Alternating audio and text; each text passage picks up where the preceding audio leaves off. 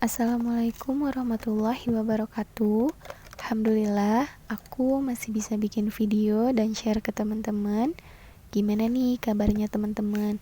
Semoga selalu dalam keadaan sehat ya, amin. Nah, sebelum ke Quran journalingnya, aku mau liatin referensi aku.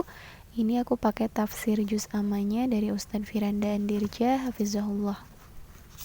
Oh iya, kenapa aku ambil referensinya juz amma dari Ustadz Firanda? Karena pertama memang aku punyanya ini, dan yang kedua menurut aku kata-katanya itu simple dan mudah dipahami. Jadi ini worth it banget buat teman-teman yang baru mau belajar tadabur atau belajar tafsir Al-Quran. Meskipun kita udah punya bukunya, tapi usahain kita tonton kajiannya juga ya teman-teman, supaya kita nggak salah tafsir, atau teman-teman bisa belajar langsung yang memang ahli ilmu di bidang ini gitu ya, di bidang tafsir. Karena takutnya kalau kita hanya sekedar membaca, nanti ada kata atau kalimat yang sulit dipahami, yang memang harus dijelaskan oleh yang ahlinya gitu ya teman-teman. Untuk mencegah kemudorotan, lebih baik kita belajar secara langsung juga ke ahlinya. Quran journaling kali ini aku mau tadabur surah Al-Ikhlas, karena kan kemarin aku udah bikin Al-Falaq, udah bikin An-Nas, kali ini Al-Ikhlas. Mungkin ketiga surah ini familiar banget ya sama kita umat muslim, karena mungkin sering kita baca di sholat kita, saat zikir pagi petang, saat mau tidur mungkin ya. Makanya supaya lebih afdol dan lebih kenal sama surah-surah ini, ayo kita tadaburi artinya, tafsirnya, karena Masya Allah banyak banget keutamaan yang bisa kita ambil dari surah-surah ini.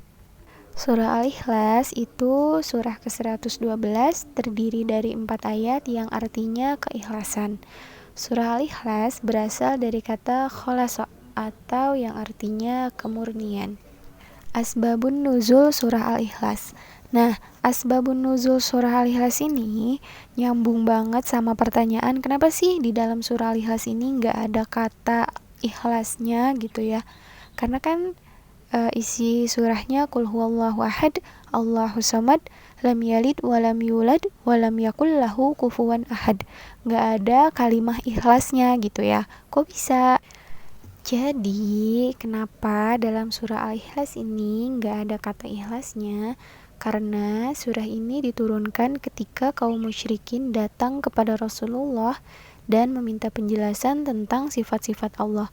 Karena arti ikhlas itu murni, jadi Allah menurunkan surah ini murni khusus menjelaskan tentang sifat-sifat Allah. Jadi di dalam surah ini tuh nggak ada penjelasan tentang hukum, tentang perintah, atau tentang larangan gitu. Jadi benar-benar murni untuk menjelaskan sifat-sifat Allah. Makanya dalam surah ini tuh nggak ada kata ikhlasnya gitu. Jadi ibaratnya ikhlas ini atau murni ini tuh menggambarkan kemurnian surah ini menjelaskan sifat-sifat Allah. Surat Al-Ikhlas juga bisa disebut sepertiganya Al-Quran. Kenapa? Karena dalam Al-Quran itu terdiri atas 3 poin penting. Yang pertama tentang janji dan ancaman atau surga dan neraka. Yang kedua itu tentang masalah-masalah hukum. Yang ketiga itu ada sifat-sifat Allah. Bentar-bentar, mohon maaf ini videonya agak serap gitu ya. Maklum karena kameranya benar-benar seadanya. Mohon dimaklum ya teman-teman kalau cahayanya tiba-tiba serap, tiba-tiba menggelap gitu ya. Mohon maaf, semoga teman-teman tetap nyaman sama video-video aku. Oke, kita lanjut ke tafsirnya. Jadi yang dimaksud dengan surah Al-Ikhlas itu senilai dengan sepertiga Al-Quran adalah dari sisi kandungannya teman-teman. Bukan berarti kita baca 3 kali Al-Ikhlas berarti udah hatam Al-Quran gitu, enggak ya. Jadi merupakan sepertiga dari kandungan Al-Quran gitu, intinya kayak gitu. Semoga teman-teman paham ya. Karena aku agak susah gitu ngejelasinnya. Kalau teman-teman mau lebih jelas, nanti nonton kajiannya Ustadz Firanda, nanti aku taruh linknya di description box ya. Dan surah ini tuh menegaskan bahwa Allah itu Maha Esa dalam segala hal. dalam hal rububiyah. Rububiyah itu dalam penciptaan, kepemilikan, pengaturan alam semesta gitu ya. Nah, gimana nih cara kita beriman secara rububiyah? Yaitu secara hati ya teman-teman, iman lewat hati gitu. Contoh, beriman kepada Allah, beriman kepada malaikat, percaya adanya hari akhir, itu merupakan beriman dari segi rububiyah. Nah, dari segi uluhiyah itu Allah Maha Esa karena tidak ada yang berhak disembah selain Allah gitu ya. Nah, gimana nih cara kita beriman dengan cara uluhiyah? Itu dengan perbuatan ya teman-teman, kayak sholat, puasa, sedekah, dan lain-lain. Pokoknya perbuatan amal baik gitu ya. Nah, untuk asma wa sifat, Allah Maha Esa dalam asma wa sifatnya, yaitu tidak ada sesuatu yang sama dengan Allah. Apapun itu nggak ada ya, karena Allah itu satu, Allah itu Esa, nggak ada yang sebanding sama Allah Subhanahu wa Ta'ala gitu ya. Dan dalam surah ini juga menjelaskan bahwa Allah lah tempat meminta segala sesuatu. Jadi kalau kita mau minta apapun, sekecil apapun, mintanya sama Allah gitu. Lalu surah ini merupakan bantahan terhadap pendapat yang menyatakan bahwa Allah itu punya anak. Jadi dalam surah ini dijelaskan bahwa Allah itu tidak beranak dan tidak diperanakan gitu ya. Dan dalam ayat terakhir menegaskan tentang keagungan dan kemuliaan sifat-sifat Allah. Kita masuk ke action atau amalan untuk di kehidupan kita sehari-hari.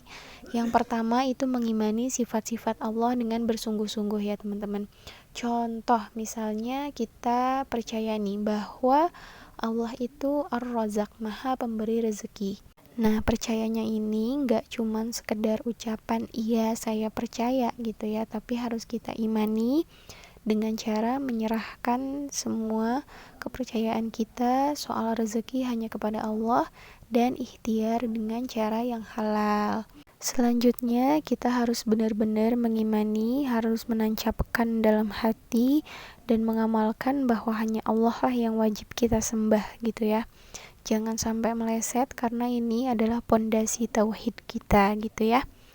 Lalu selanjutnya beriman dengan hati, amalkan dengan perbuatan. Yang terakhir, meminta segala sesuatu hanya kepada Allah. Sekecil apapun, minta garam sedikit pun gitu ya, itu kita mintanya sama Allah. Karena semua yang ada di dunia ini kepemilikannya hanya punya Allah gitu ya. Semua ini hanya titipan. Kita hanya menggunakannya sementara di dunia ini dan makanya kita harus gunakan sebaik mungkin, jangan disia-siakan gitu ya, entah itu waktu, barang, anak, keluarga, pokoknya kita harus jaga sebaik mungkin, yang semoga bisa jadi amalan di akhirat kelak. Nah, segini aja video dari aku, semoga teman-teman suka dan bermanfaat. Barakallahu fiik. Wassalamualaikum warahmatullahi wabarakatuh.